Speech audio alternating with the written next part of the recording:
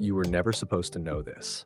Cannabis didn't get banned because it was dangerous. It got banned because it was too powerful, too useful, too natural, and way too unprofitable for billionaires. This is the story of how oil barons, timber tycoons, and chemical giants buried one of the most versatile plants on earth just to keep their empires alive. This is Red Pills.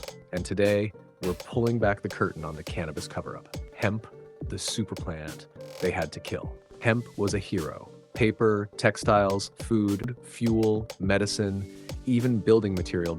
It grew fast, it regenerated soil, it needed no pesticides, and it could replace plastic, tree pulp, even gasoline. It was clean, it was green, and it was a direct threat to the most powerful industries on the planet. Let's get real. This wasn't about cannabis being dangerous, it was about it being better than what they were selling. Meet the real villains. William Randolph Hearst, media mogul, newspaper king, timber tycoon. Hemp paper equals bad for business. The DuPont family, inventors of nylon and plastic made from, you guessed it, petroleum. Andrew, banker, oil man, and investor in Gulf Oil. These men didn't want competition, so they created a lie. Step 1, rename the enemy. Instead of hemp, they pushed the word marijuana, exotic, foreign, scary. Then they unleashed the propaganda. Marijuana leads to insanity and murder. All of this came from one man, Harry Anslinger, America's first drug czar, a racist bureaucrat who made up cases, doctored data, and sold fear. Congress bought it, the media ran with it, and in 1937, cannabis was banned nationwide. Here's what they didn't tell you. The US government used cannabis in medicine for over a century. The Declaration of Independence was written on hemp. Hemp was a required crop in the original colonies, and cannabis, it was already being used to treat inflammation, pain, nausea, anxiety, even seizures. But none of that mattered because Hearst, DuPont, and the oil boys were about to make a killing, and hemp had to go. Within a year of Prohibition, farmers lost their livelihoods. Doctors couldn't prescribe it.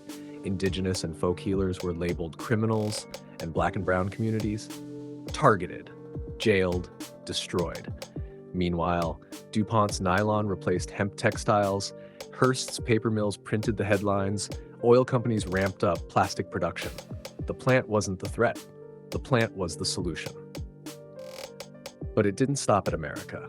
The US pushed the United Nations to adopt global cannabis bans. Suddenly, the whole world was on board, and behind closed doors, the US government held patents on cannabinoids because they knew how powerful they were. So while the world burned people for rolling a joint, the feds were quietly researching cannabis to treat cancer and neurodegenerative disease. You can't make this up.